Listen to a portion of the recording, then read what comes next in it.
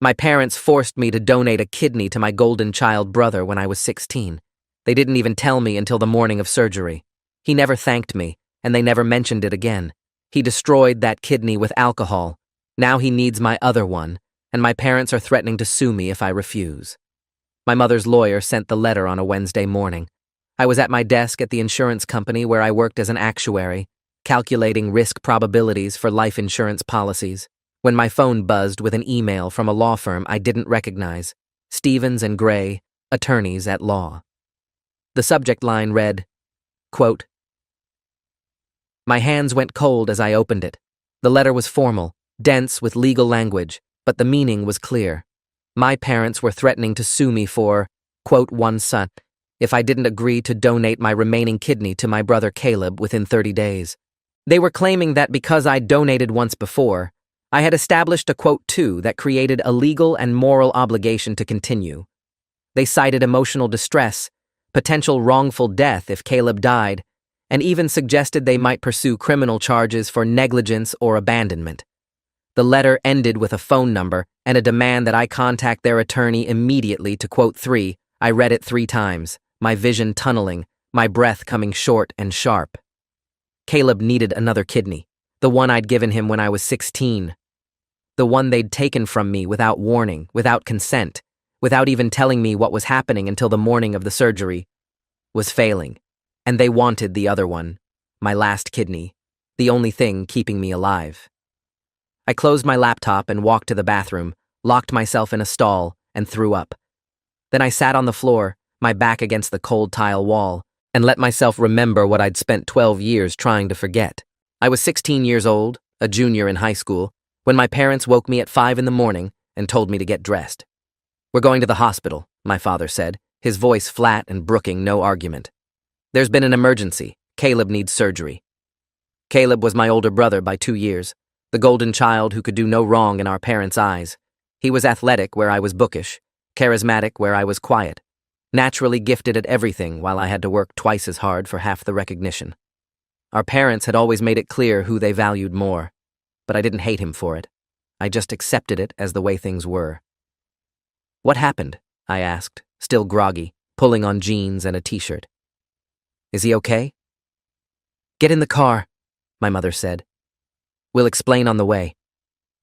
But they didn't explain. They drove in silence through the dark pre-dawn streets while I sat in the back seat, my stomach knotted with anxiety. When we arrived at the hospital, they led me through a side entrance, down empty corridors, into a pre-op room where a nurse was waiting. Quote 10, she asked, looking at me with something like pity. Quote 11. My father said.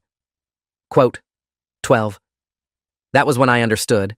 Not fully, not immediately, but enough to know something was very wrong.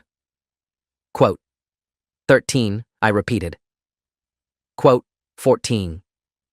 My mother's expression was impatient, almost angry. Ethan, stop making this difficult. Caleb is in kidney failure. He needs a transplant. You're a match. The surgery is scheduled for 7 o'clock. We've already signed all the paperwork. The world tilted. Wait. I'm giving Caleb my kidney? Today? Right now? Yes, my father said. And we need to move quickly. The surgical team is ready. But I didn't agree to this. Nobody asked me. I didn't even know Caleb was sick.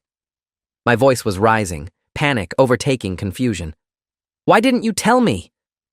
My mother grabbed my arm, her fingers digging in hard enough to bruise. Because we knew you'd make it difficult. Because you always make everything about yourself. Your brother is dying, Ethan. Dying. And you're the only one who can save him. So you're going to stop being selfish, and you're going to do this? Do you understand? I tried to pull away, but she held tight. I'm 16. Don't I have to consent? Don't I get a say? You're a minor, my father said coldly. We're your parents. We consent for you. Now get changed into the gown and stop wasting time. I looked at the nurse, desperate for someone to tell me this was wrong, that they couldn't do this. But she avoided my eyes and laid out a hospital gown on the bed. Quote 25, she said quietly. Quote 26. I thought about running, about refusing, about screaming until someone came to help me, but I was 16, scared, and my parents were standing there with expressions that promised consequences if I didn't comply. So I did what I'd always done. I obeyed. They wheeled me into the operating room 90 minutes later, sedated but still conscious enough to see the bright lights, to hear the murmur of voices, to feel the terror of what was about to happen. The anesthesiologist put a mask over my face and told me to count backward from 10. I got to 7 before everything went black. I woke up in a recovery room, pain screaming through my side, stitches pulling tight across my abdomen. My first thought was, it's over. My second was, I gave Caleb my kidney. My third was, they made me do it. A nurse checked my vitals and gave me more pain medication. I drifted in and out of consciousness for hours. When I finally surfaced properly, it was evening. My parents were standing at the foot of my bed, looking exhausted but relieved. Caleb's doing well, my mother said. The transplant was successful. The doctors say his new kidney is functioning perfectly. I wanted to ask if anyone cared how I was doing, if anyone was concerned about the organ they'd taken from my body without permission, but my throat was too dry and my mind was too foggy. Quote 29. My father said. Quote 30. They left. I lay in that hospital bed, 16 years old and missing a kidney I'd never agreed to give, and felt something break inside me, something that would never heal properly. Over the next week, I recovered in the hospital while Caleb recovered in a room 3 floors up. My parents visited him constantly, bringing his favorite foods, his friends, his girlfriend. They visited me once a day for exactly 15 minutes, usually to tell me I was being released soon and needed to stop complaining about the pain. You're young, my mother said. You'll bounce back. Stop being dramatic. When I was finally discharged, I asked if I could see Caleb before we left. My parents exchanged a look. He's tired, my father said. Maybe later. Later never came. Caleb was discharged 2 days after me. I heard him come home, heard our parents celebrating his recovery. I waited for him to come to my room, to thank me, to acknowledge what had happened. He never did. At dinner that first night back, I sat across from him and waited for someone to say something. To talk about the surgery, the transplant, the fact that I'd given him a vital organ. But conversation flowed around the subject as if it didn't exist. My mother asked Caleb about his college applications. My father discussed the basketball season. I might as well have been invisible. Caleb, I said finally, my voice cutting through the cheerful chatter. How are you feeling? He looked up, almost surprised I'd spoken. Quote 37. Quote 38, I said. Quote 39. He nodded and went back to his food. That was it. No thank you. No acknowledgement. Nothing. I looked at my parents, waiting for them to prompt him, to remind him that I'd given him the kidney that was working so perfectly, but they just continued eating, the conversation moving on as if I hadn't spoken. I realized then that they'd decided the transplant would never be discussed, that it would be treated as something that had simply happened, like the weather, not something I'd been forced to do.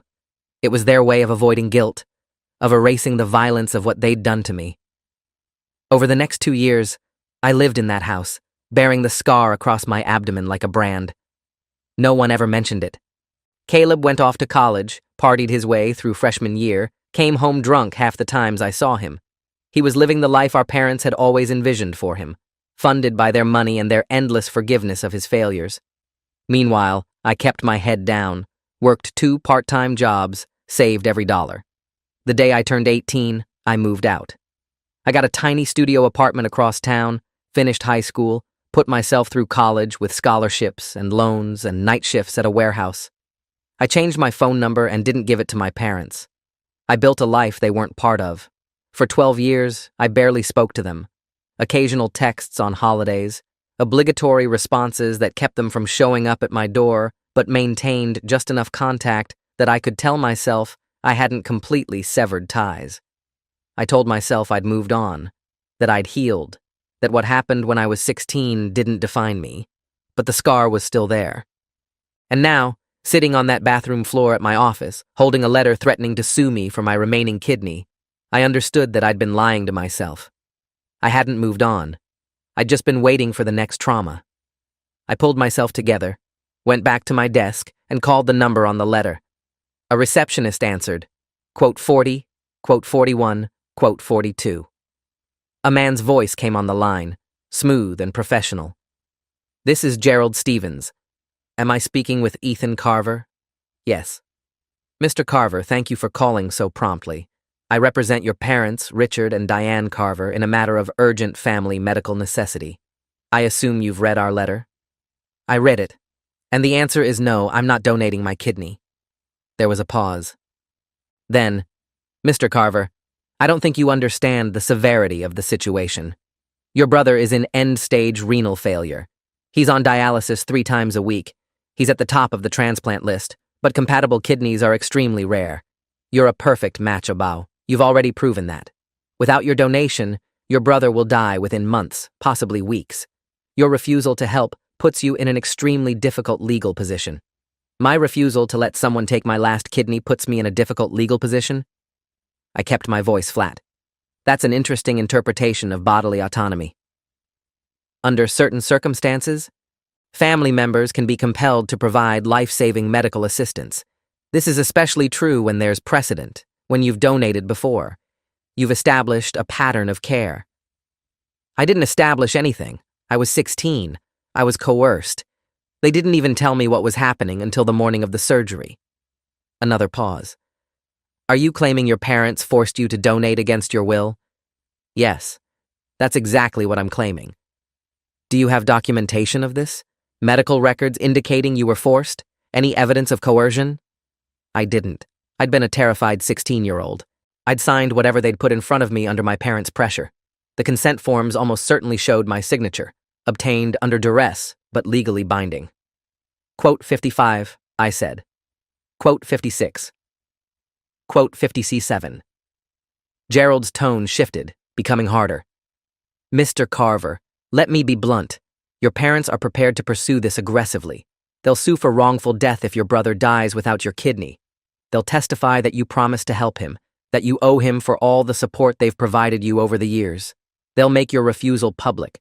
And trust me, when I say the court of public opinion will not be kind to a man who lets his brother die when he could save him. Let them try, I said, surprised by the steadiness in my voice. I'm not giving up my kidney. Not for Caleb, not for my parents, not for anyone. If they want to sue me, I'll see them in court. I hung up before he could respond, my hands shaking with adrenaline. Over the next week, I received daily calls from Gerald Stevens, each more threatening than the last. Voicemails explaining the strength of their case, the precedents they'd found, the likelihood that a judge would compel me to donate. I didn't return the calls. Instead, I found my own lawyer. Her name was Simone Harper, a tough medical malpractice attorney in her 50s who came highly recommended. I met her in her office downtown, the walls covered with framed articles about cases she'd won, awards from legal organizations, testimonials from grateful clients. I told her everything. The forced donation when I was 16, the lack of consent, the years of silence, the current demand for my remaining kidney. She listened without interrupting, taking notes, her expression growing darker as the story progressed. When I finished, she set down her pen and looked at me directly. Quote, 61, quote, 62, quote, 63, relief flooded through me, quote, 64, quote, 65. Simone confirmed, quote, 666. The word hung in the air, criminal, quote, 67, quote, 68. The thought was dizzying, holding my parents accountable, making them face consequences. But also, opening up the worst experience of my life to public scrutiny, testifying in court, reliving every terrible moment. I said. Simone nodded. I left her office feeling unsteady, like the ground beneath me had shifted. For 12 years, I'd told myself that moving forward meant leaving the past alone, that healing meant forgetting. But maybe I'd been wrong. Maybe healing meant confronting what had been done to me and demanding justice. That night, my mother called. I let it go to voicemail, then listened to the message, quote, 71, quote. The message was typical of her. No acknowledgement of what she'd done, no apology, just guilt and manipulation. I deleted it and poured a drink. Over the next few days, I received messages from both parents, from extended family members who'd somehow gotten my number, even from people who knew Caleb and had been told I was refusing to help him. They all said the same thing. I was selfish, cruel, heartless. How could I let my brother die when I had the power to save him? Didn't family mean anything? What kind of person valued their own comfort over their sibling's life?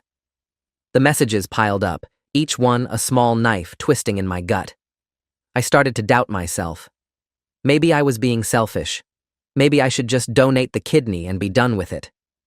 Maybe saving Caleb's life was worth the risk to my own. But then I'd touch the scar on my abdomen, remember the terror of waking up in that pre-op room, remember the years of being invisible in my own family.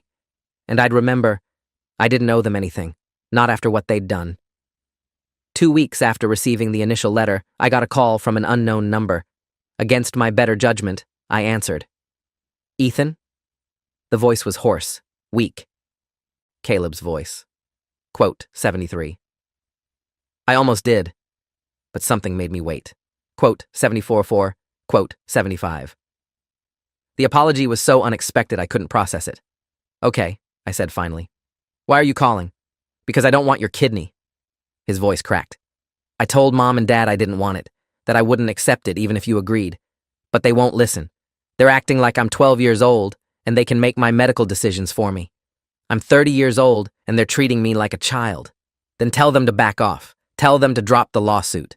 I have, multiple times. They won't listen. They've convinced themselves that you owe me this, that family means sacrificing for each other no matter what. I tried to tell them what they did to you was wrong, but they don't see it that way. They genuinely believe they did the right thing. The revelation shifted something. You know what they did was wrong? Of course I know. I've always known. I was 18, Ethan. I was awake during the whole thing. I knew you were downstairs being prepped for surgery, knew you hadn't been told until that morning. I tried to stop them. I told them we should wait, that you should have time to think about it, that forcing you was insane. But they said there was no time, that I was dying, that you'd understand eventually. I believed them because I was scared, and I wanted to live. But I knew it was wrong. The admission hit me like a physical blow. You never said anything, not once in 12 years. I know.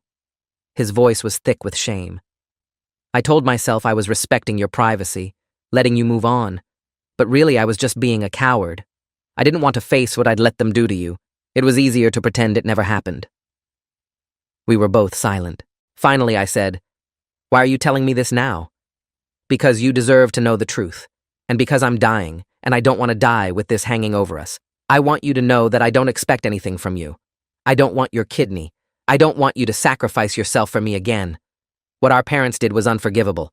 I should have said that 12 years ago. I'm saying it now." "Are you really dying?" I asked. "Or is this another manipulation?"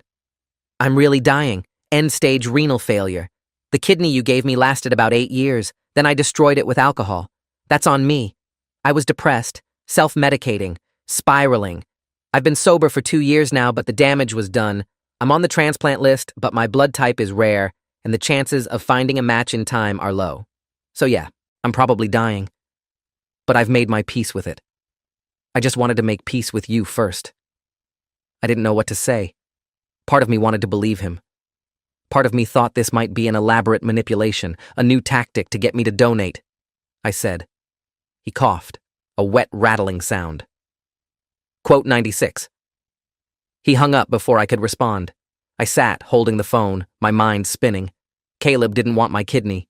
Caleb had tried to stop them. Caleb was giving me access to the evidence I needed. Was it real? Or was it manipulation? I called Simone and told her about the conversation. "If the documents exist, we need them," she said immediately. "Medical records from the original donation, consent forms, any communication between your parents and the hospital. With that evidence, we can build an ironclad case. But Ethan, breaking into their safe would be illegal. If you got caught, it could compromise everything. What if I had permission? What if Caleb told me where the safe was and gave me the combination? Then it's more complicated, but still risky. Is there any way to get them legally?" "I could request my medical records from the hospital," I said. "But that would alert my parents that I'm building a case, and they might destroy evidence if they knew." Simone was quiet, thinking. "Let me make some calls. We might be able to subpoena the records directly from the hospital without your parents knowing. Give me a few days." But I didn't have a few days. The lawsuit was moving forward. Gerald Stevens had filed papers in court, alleging that I was violating my, quote, 104, quote, by refusing to donate. The case was absurd legally, but the publicity was damaging. Someone had leaked the story to a local news blog, and suddenly I was being painted as the villain, the brother who'd let his sibling die out of spite. The article didn't mention that I'd been forced to donate before. It didn't mention that I was 16 and never consented. It just portrayed me as cruel and selfish. The comments section filled with vitriol. My coworkers started asking questions. My boss called me into his office to discuss, quote, 105, quote, and how it was affecting workplace morale. I realized my parents had found a new way to hurt me. They'd weaponized public opinion. That night, I drove to my parents' house. I'd been there only once since I moved out, or to pick up some books I'd left behind. The house looked the same. A large colonial in a nice suburb, perfectly maintained lawn, 2 cars in the driveway. The kind of house that screamed, quote, 106, quote, I parked down the street and waited. Through the front windows, I could see my parents in the living room, watching television. They looked older than I remembered, grayer and more worn. For a moment I felt a pang of something that might have been sympathy. Then I remembered why I was there. At midnight, when all the lights had been off for an hour, I used my old house key, I'd never returned it, to let myself in through the back door. My heart hammered so hard I thought they'd hear it upstairs. I moved through the dark house by memory, up the stairs, down the hallway to my parents' bedroom. The door was open. I could hear my father snoring, my mother's quieter breathing. I slipped into their room, moving in slow motion, every footstep placed with excruciating care. The closet door creaked when I opened it. I froze, waiting for someone to wake up. But the snoring continued. Inside the closet, I found the shoe rack exactly where Caleb had said it would be. Behind it, built into the wall, was a small safe. I entered the combination, 142738. The safe clicked open. Inside were file folders, jewelry boxes, stacks of cash. I pulled out my phone and used its light to examine the folders. One was labeled, quote, 107, quote.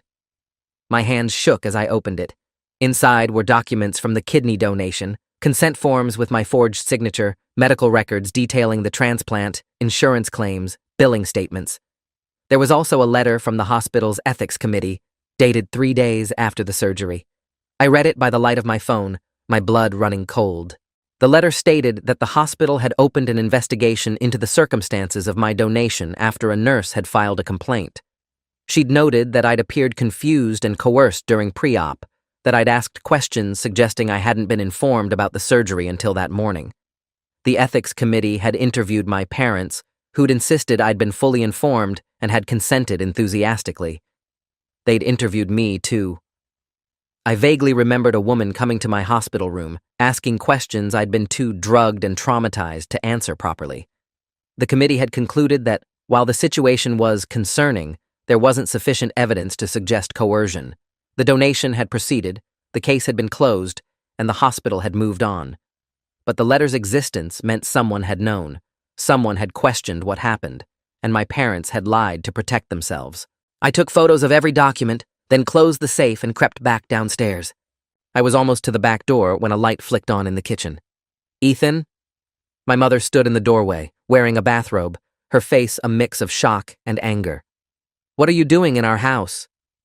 "Getting evidence," I said, holding up my phone. "Evidence that you forced me to donate my kidney when I was 16. Evidence that the hospital investigated you. Evidence that you lied to cover it up." She paled. "You broke into our safe? You stole our private documents?" "I took photos of documents that belonged to me. Medical records about my body, my surgery, my trauma. Those are protected medical records. You can't use them in court. You obtained them illegally." "Actually, I obtained them with permission from Caleb, who gave me the safe combination. And they're my records, about my medical treatment. I have every right to them." My father appeared behind her, his face red with rage. "Get out of our house, now, before I call the police." "Go ahead," I said. "Call them. I'd love to explain to the police why you're so protective of documents that prove you committed medical battery against your minor child." He lunged forward, but my mother grabbed his arm. "Richard, don't. He's trying to provoke us. I moved toward the back door, my heart racing. You're going to withdraw your lawsuit, drop all threats, and leave me alone. If you don't, I'm going public with everything. The forced donation, the ethics investigation, the lies you told. I'll destroy your reputation. I'll make sure everyone knows what you did. You ungrateful, my father started, but I cut him off. I'm not ungrateful. I'm traumatized. There's a difference. You violated my body, stole my organ, and then pretended it never happened. You don't get to act like the victims here. I left before they could respond, driving away with my hands shaking so badly I could barely grip the steering wheel. When I got home, I sent all the photos to Simone with a message. Got the evidence? They know I have it. What's next? Her response came 5 minutes later. Perfect. Meet me tomorrow morning. We're filing a countersuit. The next day, Simone and I sat in her office going through the documents. She was particularly interested in the ethics committee letter. This is gold, she said. It proves the hospital had concerns. It proves your parents lied during the investigation. It establishes a pattern of coercion and deception. With this, we can file a civil suit for medical battery, intentional infliction of emotional distress, and fraud. We can also report this to the state medical board and potentially pursue criminal charges. Will it work? I asked. Will they actually face consequences? They'll face something. Whether it's criminal charges or a civil judgment or just public exposure, they'll face something. And Ethan, their lawsuit against you is dead in the water. No judge will compel you to donate after seeing this evidence. In fact, I wouldn't be surprised if their lawyer withdraws the suit once we file our countersuit. No one wants to be associated with a case this ugly. That afternoon, we filed. The countersuit was comprehensive. Medical battery, emotional distress, fraud, violation of medical ethics, and a request for damages totaling $5 million. We also filed a complaint with the state medical board requesting an investigation into the hospital's handling of my donation. Within hours, the story exploded. The same news blog that had painted me as the villain published a follow-up article, quote, 131, quote. The article included details from our countersuit, the ethics committee letter, and statements from Simone about bodily autonomy and medical consent. The comments section, which had been full of vitriol against me, flipped overnight. Suddenly people were calling my parents monsters, demanding they be prosecuted, sharing their own stories of family medical coercion. The shift was dizzying. My phone exploded with messages, from reporters requesting interviews, from advocacy organizations offering support, from lawyers suggesting additional legal strategies. My boss called to apologize for questioning me and offer whatever time off I needed. Even distant relatives reached out to say they'd had no idea what happened and were horrified. But the call that mattered most came 3 days after we filed. It was from Gerald Stevens. Mr. Carver, I'm calling to inform you that I'm withdrawing as counsel for your parents. I've advised them to drop their lawsuit against you immediately. I was not made aware of the circumstances of your previous donation, and I wouldn't have taken this case if I'd known. What they did to you was unconscionable. So they're dropping the lawsuit? They will be. They don't have a choice. No lawyer will touch this now. I'm sorry you were put through this, Mr. Carver. For what it's worth, I hope you get justice. He hung up. I sat staring at my phone, feeling something I hadn't felt in years, vindication. My parents were backed into a corner. Their lawsuit was dead. Their reputation was destroyed. And for the first time since I was 16, they were being held accountable. But the story wasn't over. A week later, the state medical board announced they were opening a formal investigation into both my parents and the hospital that had performed the transplant. The board's statement was damning. Quote, 135, quote, the hospital, desperate to avoid liability, released a statement saying they'd fired the surgeon who'd performed my transplant and implemented new protocols for evaluating donor consent. It was too little, too late, but it was something. My parents went silent. No calls, no messages, no attempts to contact me. But their lawyer, not Gerald, a new one, reached out to Simone to discuss a settlement. The offer was insulting. $50,000 and a promise to drop all claims if I dropped my countersuit. Simone laughed and rejected it. Quote, 136. She told me. Quote, 137. They did. 2 weeks later, the new offer arrived. $1 million, a full public apology, and cooperation with the medical board's investigation. It also included a personal letter from my mother. I opened it with shaking hands. The letter was handwritten 2 pages long and started with the words, "Dear Ethan, I don't expect forgiveness." She went on to explain, not excuse, but explain what had happened. Caleb had been diagnosed with kidney failure suddenly, an autoimmune disease that had attacked his organs without warning.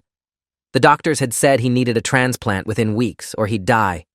She and my father had been tested, but neither was a match. I was the only family member who was compatible. She wrote. I read the letter 3 times, tears streaming down my face. It was the apology I'd needed for 12 years. But it was also just words. Words couldn't undo the trauma. Words couldn't give me back the kidney they'd taken. Words couldn't erase the years of therapy, the trust issues, the nightmares where I woke up back in that pre-op room. I showed the letter to Simone. What do you think? I think she's trying to reduce damages and avoid criminal prosecution, she said bluntly. But I also think the apology is real. People can be both genuinely remorseful and strategically motivated. The question is, what do you want?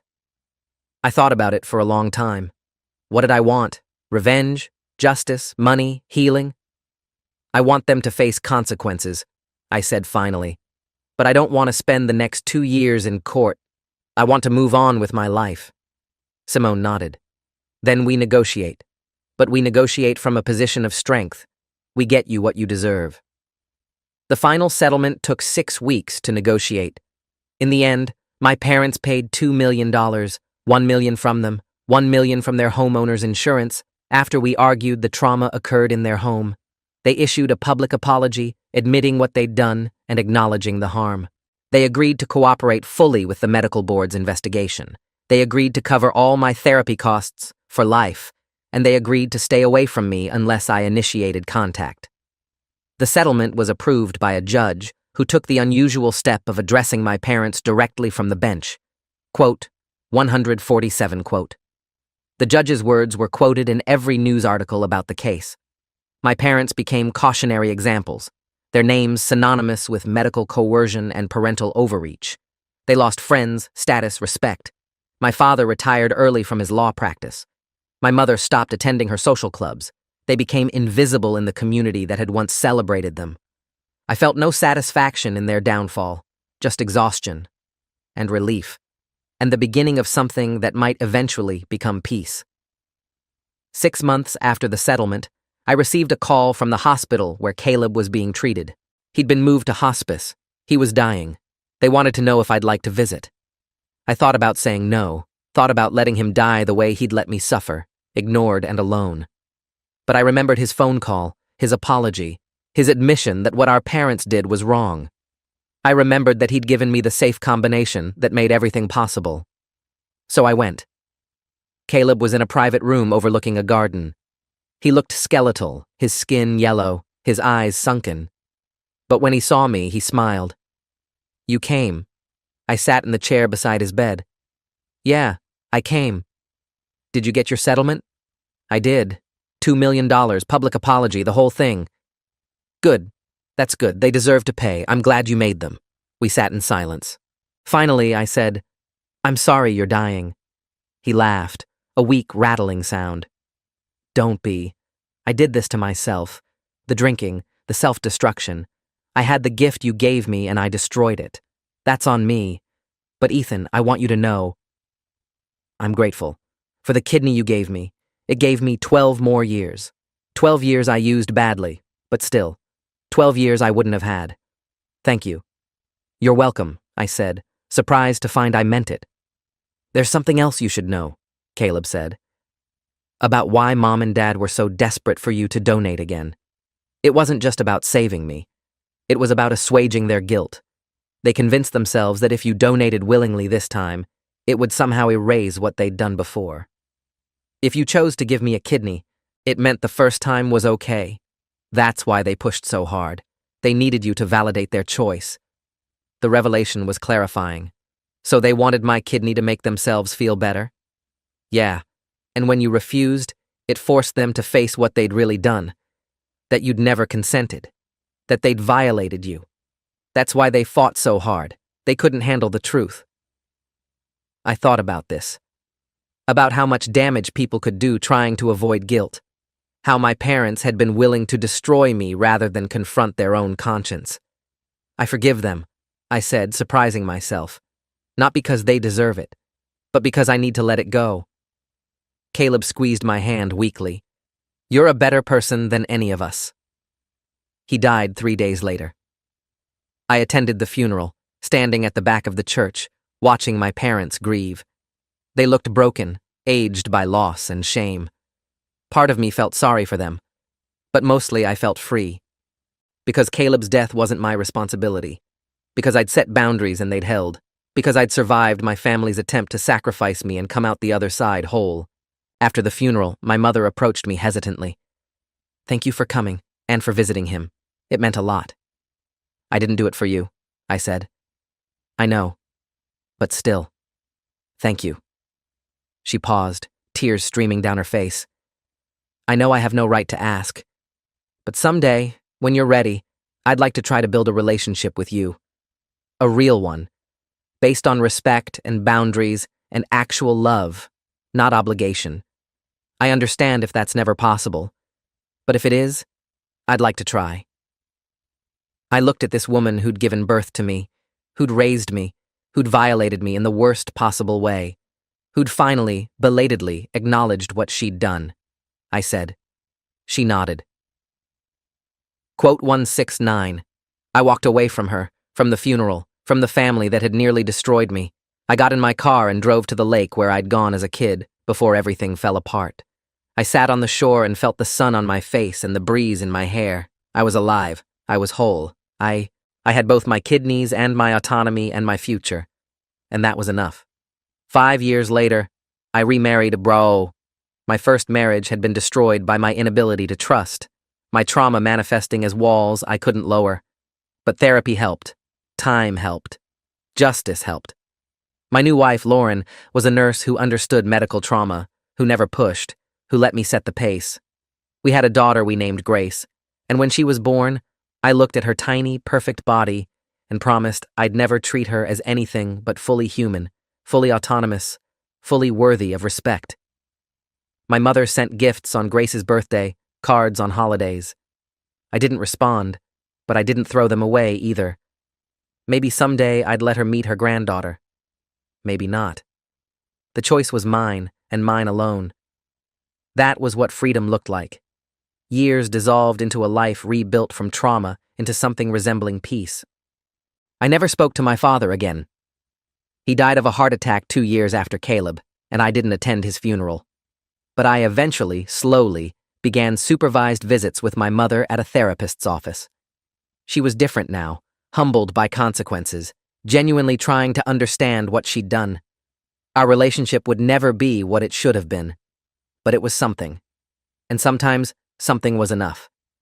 The settlement money went into a trust for Grace's education and a foundation I started for teens facing medical coercion. I spoke at conferences, wrote articles, helped pass legislation requiring enhanced consent procedures for minor organ donors. I turned my trauma into protection for others. That was how I survived. Not by forgetting, but by transforming the pain into purpose. On Grace's 10th birthday, as I watched her blow out candles and make a wish, I realized I'd finally stopped waiting for the other shoe to drop. I'd stopped living in fear that someone would take from me again. I'd stopped believing I was only valuable for what I could give others. I was whole, not healed. Maybe I'd never fully heal, but whole, autonomous, free. That was justice. That was victory. That was enough. Thanks for watching till the end. Make sure to subscribe and like to not miss the next story.